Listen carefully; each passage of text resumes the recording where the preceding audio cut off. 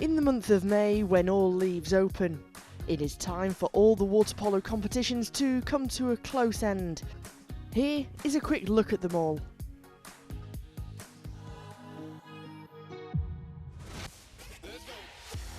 Four spots up for grabs, a do or die in the second leg of the quarter-finals across Europe. The Champions League Women's Final 8 is becoming the Final 4. In some cases, the rematch only underlined the first leg result. In others, it brought suspense, swings and late drama. And this is how it all unfolded. CN Vouliagmeni and San Andreu produced another Champions League thriller. After an 11-11 draw in the first leg, the return match finished the same way, but the Spanish title holders came through with 4-3 in the shootout, winning 25-24 on aggregate and booking their place in the Final Four. Vouliagmeni made a blistering start. The Greeks were clinical on the extra player, converting 4 of their 5 opportunities in the opening quarter to take a 4-2 lead after 8 minutes. Early in the second, the advantage grew all the way to 6-2. And it was evident that San Andreu was struggling to find rhythm in the attack. It took them more than 9 minutes to end the goal-scoring drought. The second quarter ended with 7-5, but the game was far from over. As in the penultimate period, the game turned into a roller coaster. Right when San Andreu found the way to cut the deficit to only 1 goal of a difference, Vouliagmeni answered with 3 in a row. But if you thought that would be the end of it, you were wrong. 3 goals from the Spanish side followed, and it was 10-9. Only 3 goals in the last quarter, with the host not being able to convert for 6 final minutes, and yet another 11-11, meaning it's penalty shootout time. The penalty drama belonged to San Andreu, and so does another step on the road to a possible European title defence. Ferencváros completed the job against UVSC with another win in the second leg, but not before the young hosts turned the return match into a 34-goal shootout. UVSC came in with almost no realistic chance of overturning the tie after losing the first leg by 7, but they started like a team with nothing to lose. Picking up from their strong finish in the first meeting, the hosts flew out of the blocks and stormed to a 6-3 lead after the opening quarter, powered by 5 action goals and plenty of attacking freedom. The Fradi, though, didn't panic. 2 quick goals in 35 seconds cut the advantage, and while the hosts managed to protect the 2-goal cushion for a while, it was 9-9 by half-time. The momentum fully swung the Fradi's way in the third. They moved in front for the first time, and after 10-10 produced a 3-0 run that looked set to finally open up the game. But UVSC refused to fade.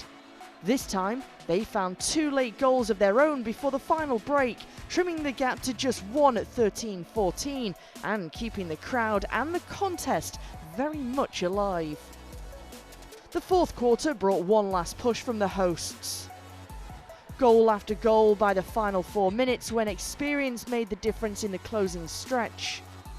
16-18 with less than 2 minutes remaining, and from there, the host could not find another goal, and Ferencváros closed it out with a double victory to book their place at the Final Four.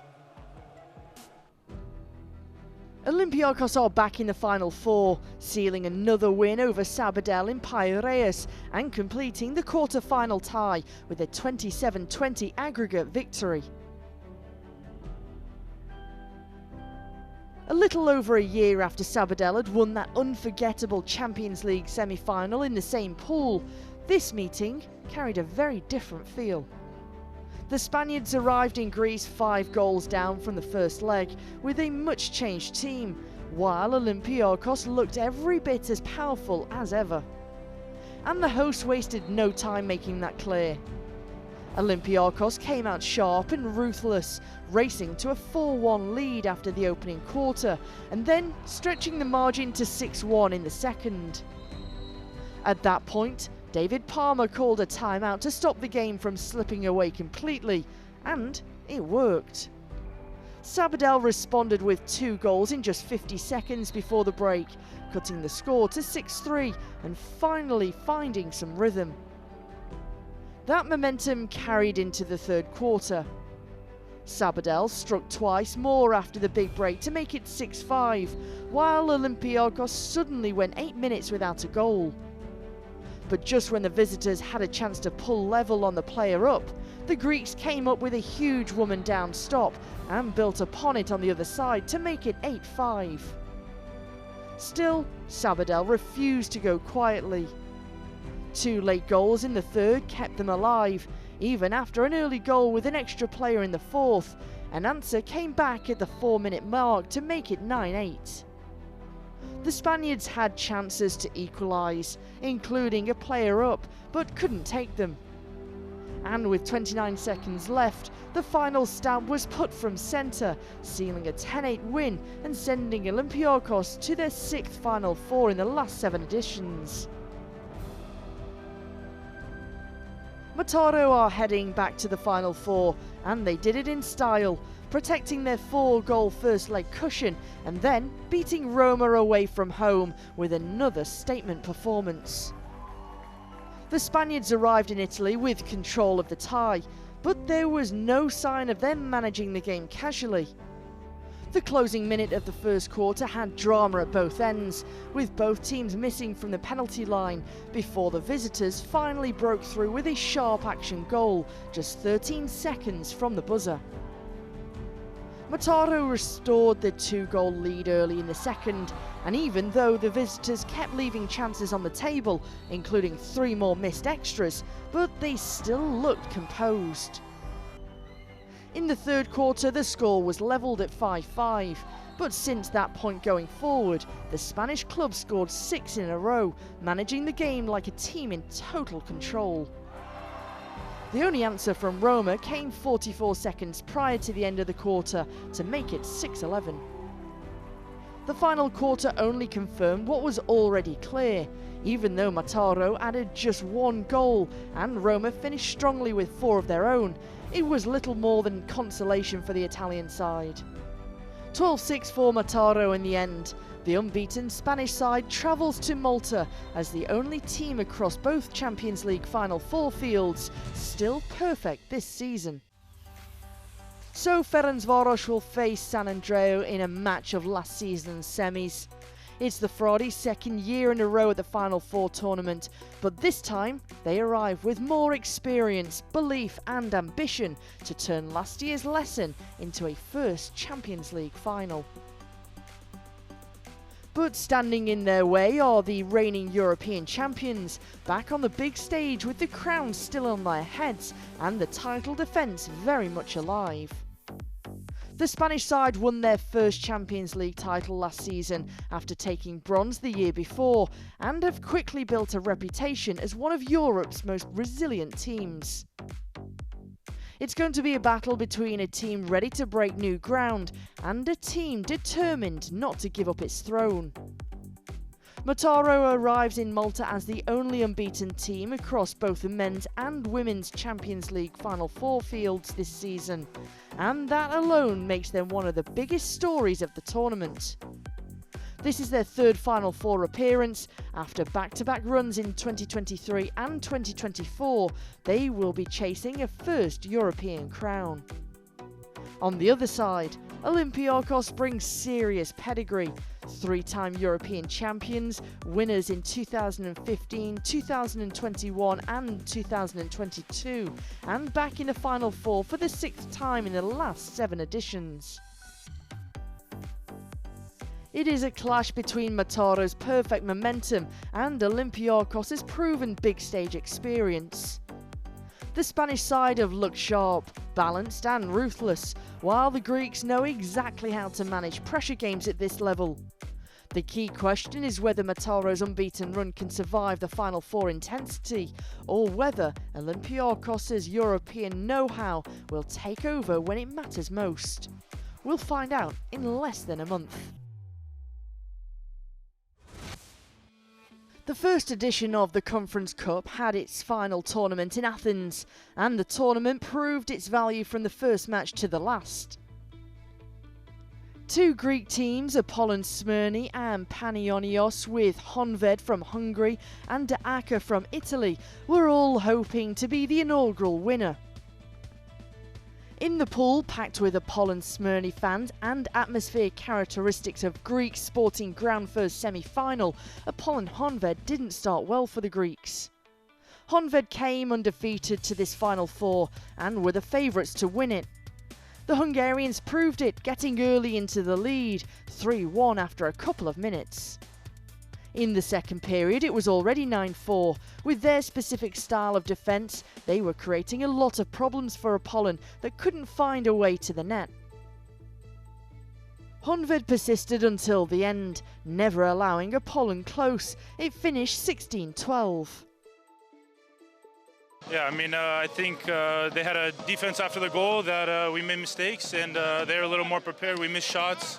They had good blocks, and today was their day, so congrats to them. First of all, thank you. I want to congratulate also to my team.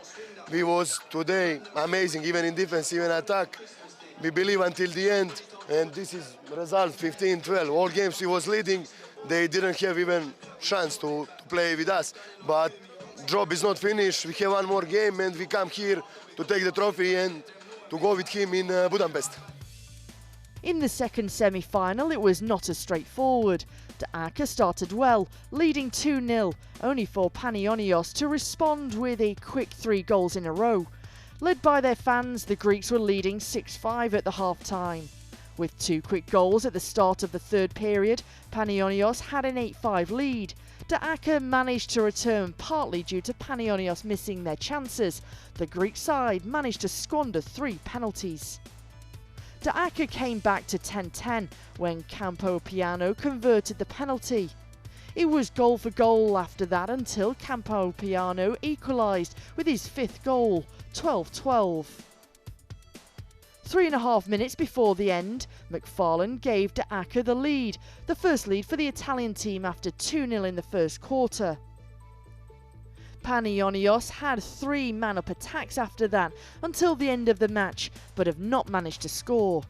It finished 13-12. In the whole game, at least in the half period, we controlled totally the game and the results. After that, we lose some easy goals. 2 penalties. Okay, 2 penalties, but not only 2 penalties, but lose easy goals in front of the goal. Okay, but this happened. I know very well. This happened on the game, but in the game, in the semi-finals, it's very difficult to lose so easy games.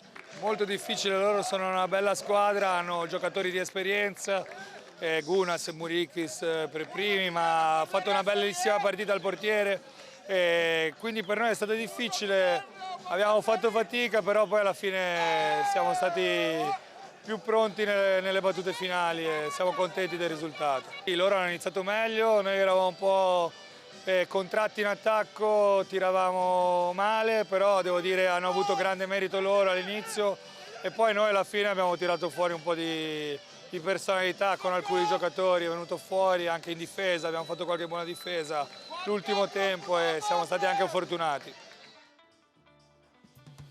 Usually, matches for third place in these tournaments are difficult to play because the teams are spent after the loss in the semi-final, but this time it was different. 2 teams that know each other well gave all they had. Panionios was leading 9-7 at half-time, 11-10 mid-second quarter. Apollon managed to find precision and scored 3 goals in 90 seconds. Although Panionios managed to cut the deficit to a goal twice, Apollon regained a 2-goal advantage until the end, winning the match 15-13. All that was left was the final. 2 teams that have already played against each other in an earlier part of the competition, Honved winning that match convincingly 15-10. This time Aka started better, leading 3-1 in the first quarter. Not a good start for Honved, amplified by penalty and missed by Moskov. The Hungarians managed to come back. It was 4-4 by the end of the first quarter. Just 13 seconds into the second quarter, Hinved is leading. Moskov scores from outside. Soon they have an 8-6 lead. Kevi uses an extra player attack to score. But De Acker was not surrendering. With patient play, they came back. First Lucci in the last seconds of the attack, and then Erdeli 9 seconds before the end of the first half. Nothing changed in the third quarter. It was still goal for goal. Moskov scored in a man-up for 11-11, only for Christian Milakovic to blast a rocket for 11-12, the Italian lead coming into the last 8 minutes. In the last quarter, the match seemed to slide to the Italian side. 3 minutes and 28 seconds before the end, Bragattini sent a sweet lob over the goalkeeper for 12-15. 90 seconds before the end, Lucci scored one more and De Acker had a full goal advantage. Honved couldn't catch that. It finished 14-17 for De Acker. Lucci and Milakovic leading the team to victory with 4 goals each. The first European title in the club's history, an incredible progress for the club that has entered its first Italian league in 2022. Congratulations to De Acker, the first winner of the European Aquatics Conference Cup. The champions of the Confernece Cup of 2026, the team from Italy, De Acker Bologna, the best team of the season. The Women's Euro Cup has delivered surprises, dramatic finishes and breakthrough performances throughout the season. Now only 2 teams remain. After navigating a demanding European campaign, Club Natació Catalunya and Club Natació Atlética Barceloneta will meet in a historic all-Spanish final with continental silverware on the line. Their journeys, however, followed very different paths. For Club Natació Catalunya, the semi-final represented a defining moment in the club history. Facing Hungarian side BVSC Mana ABC, Catalunya knew they were up against a team with strong European pedigree and significant international experience. The first leg in Spain reflected that balance. Neither side managed to create separation, and a high-scoring 13-13 draw left the tie completely open, heading into the return match. With everything to decide in Hungary, Catalunya delivered one of the most complete performances of their season. Away from home and under pressure, they imposed themselves from the beginning period with disciplined defending and ruthless efficiency in attack. Their defensive organisation disrupted BVSC's rhythm, while their transition game repeatedly punished mistakes. By the final whistle, Catalunya had secured a commanding 11-4 victory and advanced with a 24-17 aggregate score. The result sent a message to the rest of Europe. A team entering the competition without major favourite status suddenly looked like a genuine title contender. More importantly, it booked Catalunya's place in the first European final in club history, a landmark achievement for the club. Athletic Barceloneta's path was equally dramatic, but required a different kind of resilience. Their semi-final against Italian side Pallanuoto Trieste quickly developed into one of the competition's most entertaining contests. The first leg finished 12-12, a result that highlighted just how evenly matched the teams were. Nothing separated them heading into the decisive second leg in Italy. The challenge facing Barceloneta was considerable. Trieste was seeking a 3rd consecutive Euro Cup final appearance and possessed extensive European experience. Playing away from home in a decisive knockout match presented one of the toughest tests possible. The response was impressive. Barceloneta embraced the pressure and delivered an attacking display filled with composure and belief. Momentum shifted repeatedly throughout the match, with neither side able to establish complete control. As the intensity increased and the margin for error disappeared, Barceloneta found answers in key moments. Late goals and crucial defensive stops eventually secured a dramatic 14-13 victory and a narrow 26-25 aggregate triumph. For a club making a deep European run, it was a statement performance that confirmed their arrival among the continent's elite. Now the stories converge. The final guarantees a Spanish champion and adds another chapter to the growing strength of Spanish women's club water polo. Familiarity creates another intriguing layer. These are opponents who understand each other's systems, tendencies and strengths. There will be few tactical surprises and almost no secrets. Championship matches are often decided by details: power play conversion rates, goalkeeping performances, defensive adjustments and composure during critical moments. Across two legs, momentum may shift several times, and one decisive sequence could ultimately determine who lifts the trophy. Both clubs have already made history by reaching this stage. Now they have an opportunity to make even more. The road has been long, the pressure is immense. European glory is one step away. After the last round of the quarter-final stage, it is confirmed that Pro Recco, Ferencváros, Barceloneta and Olympiacos will be in the final four, played in Malta on June the 11th to the 13th. A revamped field with Pro Recco and Olympiacos returning to the final tournament after a short hiatus. Marseille and Novi Beograd were in the final tournament last season. This season's final four promises a great battle with two very interesting matchups. Pro Recco will play against Olympiacos, two Croatians on the bench, Sukno and Fatovic, that know each other well. Elvish coached Sandro in their hometown club Jug at the start of Sandro's illustrious career. A lot of familiarities in the pool. Karkaris and Zalanki are in Olympiacos caps now, but played for Pro Recco before that. It is going to be very interesting to see, can Pro Recco stop Olympiacos, their strong centre lineup, and can the Greeks find the way to stop the Italians' tempo?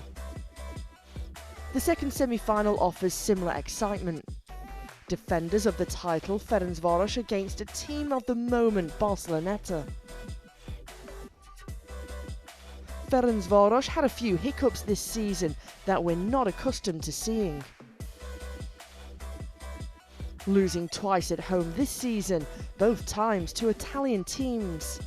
First Brescia, then a heavy loss to Pro Recco that had costed them first place in the group. They bounced back by beating Recco in Genoa, but were still second after 6 rounds. On the other side, Barceloneta. Perennial Spanish champions have changed the coach this season. Fran Fernandez took them to first place in the quarter-final group without a loss. They demolished Olympiacos at home and have proven to be a difficult opponent. The Spanish team, with a sprinkle of Hungarian flair of Vince Vigvari and Gergely Burian, will attempt to defeat mighty Ferencváros. Some would say a must-see TV. That's all we have time for. We'll see you again next month with all the stories from Malta.